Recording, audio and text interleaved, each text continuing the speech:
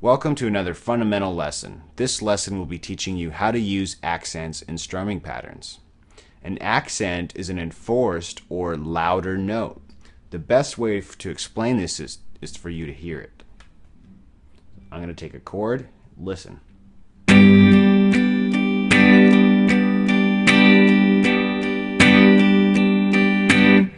Did you notice the louder notes at the beginning of each beat?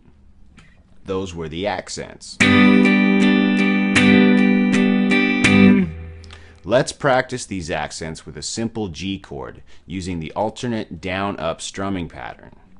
So we're going to be counting to 4 using 1 E and a 2 E and a 3 E and a 4 E and a.